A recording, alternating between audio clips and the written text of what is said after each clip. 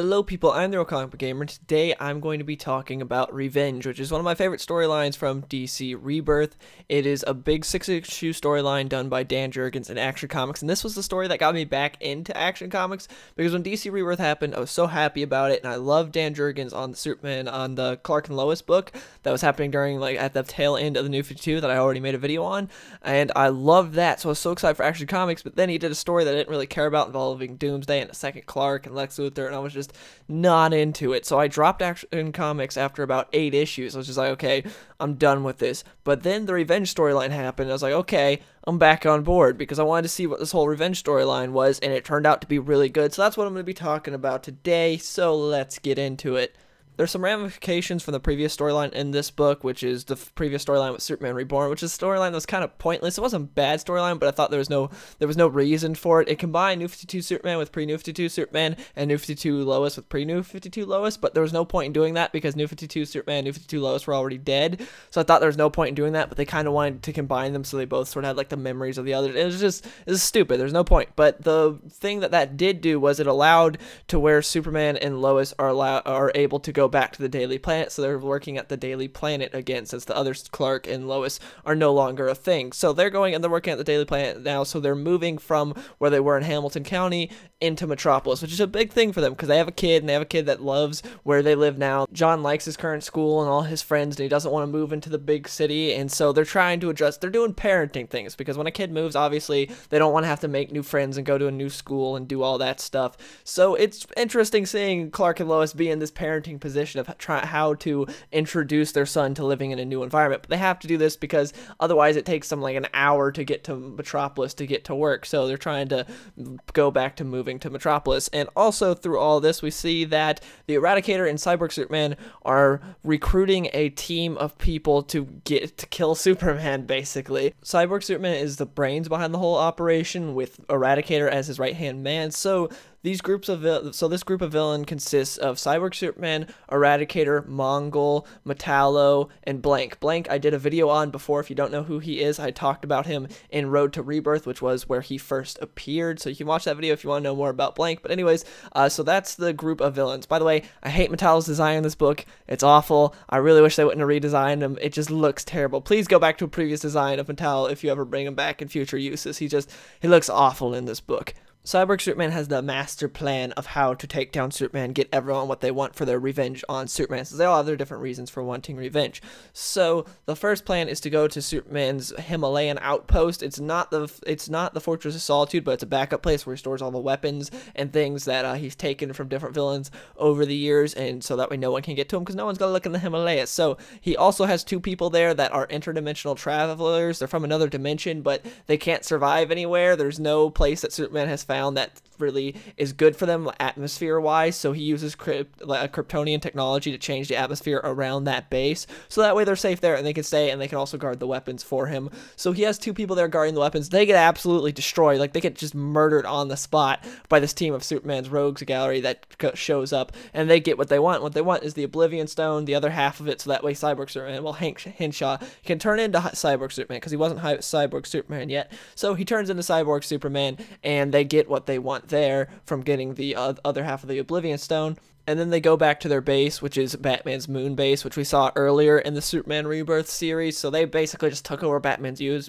moon base and are using it for their own, because what's Batman going to do against them? It's not like he's going to take it back from them. Anyways, they're using that base, and we see that Mongol is like, screw this, I don't follow you, Cyborg Superman. Cyborg Superman just puts him in his place and is like, yeah, remember who's the leader here, and just beats the crap out of Mongol, just says, yeah, you know who it is. We see that the next step of Cyborg Superman's plan is to get Zod to join the team. Problem is, Zod is in Bel Rev, because at this point he's a part of the Suicide Squad. I don't know how Amanda Waller got him or anything, because I haven't read the Suicide Squad book, but yeah, so he's in Bel Rev. Superman is trying to figure out how to track all of them, because he knows that they went into his base and killed his 2 friends, so he's trying to track them down. He goes to the Justice League Watchtower, and when he gets there, Batman's there, and he figures that he uses Justice League Watchtower to track down Eradicator's energy signal, because the Eradicator Eradicator has a very unique energy signal. And then we get a good moment between Superman and Batman just talking, like Clark and Bruce talking like they're actual good friends and discussing how to take these guys down, and Bruce being like, you know, I can be there if you need me to, and Clark's like, no, he's a Kryptonian problem, so I'll take care of it. It was nice. It felt kind of pre-New 52 like, which is something we don't get very much because I love the relationship that Clark and Bruce had pre-New 52, but ever since the New 52 we haven't really gotten much of that, so it was nice having the little moment between these two. They get to Bel Rev, and we see that there's this thing called the Black Vault, which is just this giant black dome looking thing that has appeared there because of General Zod being there, it seems, and it's related to the Phantom Zone. It's just this weird thing, and it really disorients you, and it sort of is reminds me of Scarecrow's fear toxin, because it sort of takes like everything you're afraid of and throws it at you when you're in there, and it really disorients you and you could be lost forever.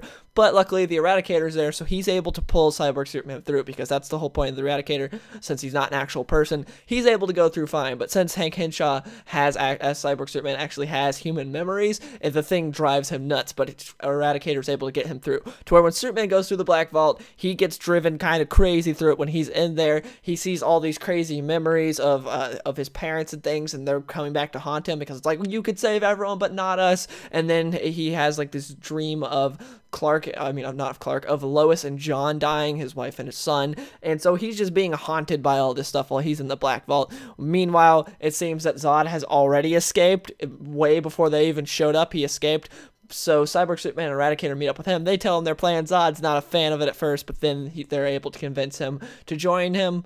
Then we see that the Black Vault implodes while Superman's inside it. Superman runs off. He has a little chat with Amanda Waller first, but then he runs off to try to catch up to Zod and Eradicator and Cyborg Superman. And then we get a really cool fight with some great art. So now I'm going to talk about the art in this book, because we have 3 separate artists on the book, since it is DC Rebirth, and they're trying to pump these out every 2 weeks. So you obviously have to have more than one artist, because one artist would just be overloaded by that for the most part. So for the artists we have Patch Zercher, I don't know how to pronounce his name. His art is pretty good, but there's some parts where just people look a bit too long or big or something, but overall I like his art. Then we also have Jack Herbert, who might be my favorite artist on the book. It's hard to say. All 3 of them are pretty good, and he does some great art and definitely has some of the best that we see in the entire book, just moments that are great in the two-page spread. And then we have Victor Bogdanovic, who I could swear is the brother of Greg Capullo, because his art looks just like a slightly different version of Greg Capullo's art. It really does. When I first saw this, I was like, wait, is Greg Capullo on this book? And then I looked at the artist's name, and I was like, no, that's not Greg Capullo, but his art looks just like Greg Capullo's art. Needless to say, all of them have great art, though. I really enjoyed it, and there's no part where the art just suffered, where it was just like, oh man, this sucks that they have to have multiple artists. No, all the artists do a good job, and I enjoyed the variation, and it was just really good art. So anyways, this fight happens. It's 3-on-1 with Superman versus Zod, the Eradicator, and Cyber Superman. By the way, those 3 are the main villains of the book. The rest are part of the squad, but they sort of play a more minor role. They're not in it near as much as Zod, the Eradicator, and Cyber Superman. Those are the main villains of the Revenge Squad, as what I'll call them. So they have a fight. Superman gets his butt kicked. He gets his shots in, but he gets absolutely destroyed. And then we learn later on that Superman is blind because of the Black Vault. Whatever the Black Vault did to him, it blinded him, because the Eradicator talked about earlier that the longer you're in there, the more exposure you have, the more it affects you, so it made him completely blind. So he's fighting all of them while blind. He's actually able to hold his own a bit against these 3 villains. That would be a challenge on their own if he had sight. Nevertheless, 1 versus 3 when he's blind. So it was pretty cool seeing him be able to hold his own for a bit, but then ultimately got just completely destroyed. And it was a cool fight, but now he's blind, so that adds an extra element to it all. All the villains go and regroup at the moon base. We see that Zod's not too happy with Cyborg Superman, because he's like, hey, I'm not led by anyone. Also, we just kicked his ass when there's 3 of us. Why don't we go kill him now? And Cyborg Superman tells him that, yeah, this isn't gonna work. Like, we could kill him now, but it would make more sense to go and wait and regroup and then go to his Fortress of Solitude, because that has basically everything we want. Because you have different people that want different things. You have Mongol, who wants a war world. You have Blank, that just wants to kill everyone without Superman interfering. You have Zod, who wants the Phantom Zone, so that way he can go in there and get his army out. Everyone wants their own different thing, and pretty much the Fortress of Solitude has everything they want. So they regroup, and then they go and they attack the Fortress of Solitude. We see that Superman is there trying to recover from his recent ass kicking that he got from Zod, Cyborg Superman, and the Eradicator, and he's there with Lois and John, and he's trying to keep them safe. So he goes out to try to buy time for them. He's able to hold his own against all these villains for about 5 minutes, if that, and then just gets completely destroyed by all of them. They just destroy Superman. But then we see that the Superman family shows up. Now, the Superman family now in this Rebirth continuity consists of obviously Superman, Supergirl, Lex Luthor, Steel, Superwoman, who's Lana Lang, and then the new Superman. Now, I haven't read any of the new Superman, so I have no opinion on him. Lana Lang as Superwoman, I'm not a big fan of. I just don't think there's no point. I don't like bringing like everyone in from Superman's world to be a superhero. I don't care for it. I like Supergirl and Steel being a part of the Superman family. Lex, I'm not a fan of this Lex ever since after sort of when they did the whole Forever Evil thing and then they turned him into a hero. I haven't been too big a fan of it, and I'm just not that big of a fan of this Lex. So him being a part of the Superman family is not my favorite thing in the world. So yeah, but again, I have no opinion on the new Superman, so I can't really say there. But Lana Lang, I don't think needs to be a Superwoman. I think she should just be normal Lana Lang. So yeah, there's my opinion on that. But it's nice seeing Supergirl and Steel here to try to back Superman. So we get a huge fight. They're kind of out-muscled here. Just the heroes are not... They're getting some shots in, but they're not doing too well. The most interesting fight is the Superman versus Zod fight, where we see that this entire time Superman is just wailing on Zod, but he's afraid to let loose because he doesn't want to do anything that would hurt his family since he knows they're still inside the Fortress of Solitude, and Zod knows that, and the whole time Zod is just trash-talking him while he's getting punched by Superman, and it's great. And Zod realizes that Superman is blind. He's the only one that realizes it. No one else knew because he was still fighting decently. So Zod realizes that the whole way he's able to fight them is by focusing in on their heartbeat, and so he just screams in Superman's ear, which just, yeah, kind of just not good for Superman. He takes down Superman. And when he does that, he realizes that Jonathan and Lois are there. He realizes that Superman has a family, which he did not know, and he sees an escape pod rush out of the Fortress of Solitude, and he thinks they're in there, so he blows it up with heat vision. Of course, they're not in there. It's just a ploy, but yeah, he thinks he killed them at that moment. And then we see Supergirl show up, and she's like, no, she's going to try to get Zod, and Zod just one-shots her, just destroys her, because Zod is no longer playing any games. He just took down Superman and then Supergirl.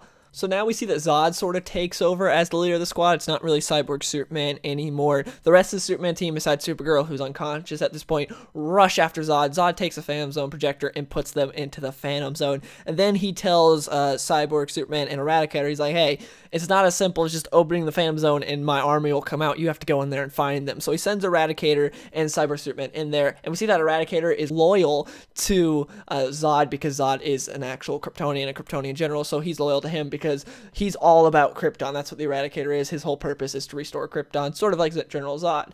We see everyone in the Phantom Zone. Superman's blindness is cured by the Phantom Zone, and he explains it as, quote, the Black Vault, which caused my blindness, did so by exploiting my greatest fear, that I won't be able to save the people I love. The conduit we just passed through had many of the same properties. As we transition into our present immaterial state, that changed. With no changeable form, the body is repaired, explains being exiled here forever, yet never aging, end quote. So that explains how Superman is no longer blinded.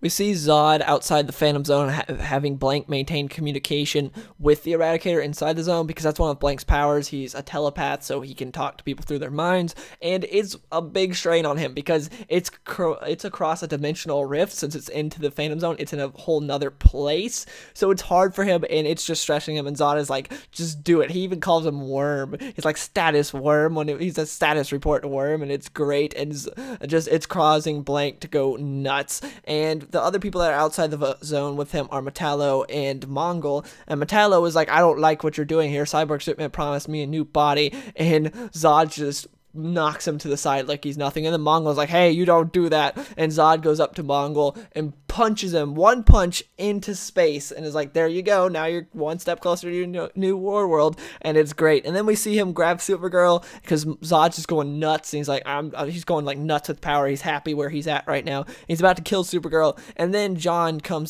Kent comes out into the he's in the Kryptonian battle suit that was in the Fortress of Solitude, and someone is telling him how to use it. We don't know who the voice is, but later it's revealed that it's Mr. Oz, whoever that is, who's one of the big parts in the new Superman Superman storyline that's going to be a big part of Doomsday Clock.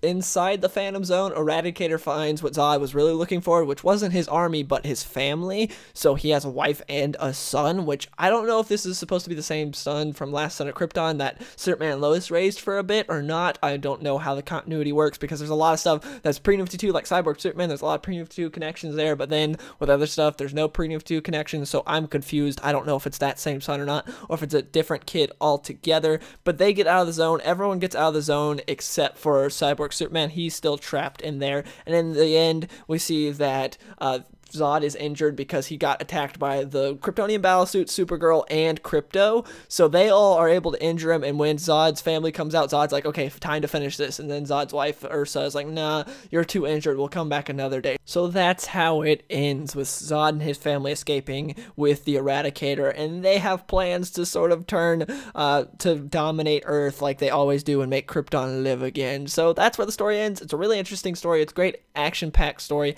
I kind of was hoping for more at the end, a bit more of a payoff, but overall still good. Great story, but with some great art. Dan Jurgens did a fantastic job, and all the artists did great, and just some really cool action. And just, yeah, if you're looking for a good solid 6-issue story arc for Superman, then if you haven't jumped on Superman in a while, definitely read Revenge. It's a great storyline. I highly recommend it. So anyways, hope you guys enjoyed the video, and I'll see you guys in the next one. Yeah, I grew up with a prenup. Mama said keep my C up. Now noticing I'm getting caught cracker and getting beat up, but I stayed up long nights, working hard on my craft. Gave a fuck about the bullies or anyone in my path.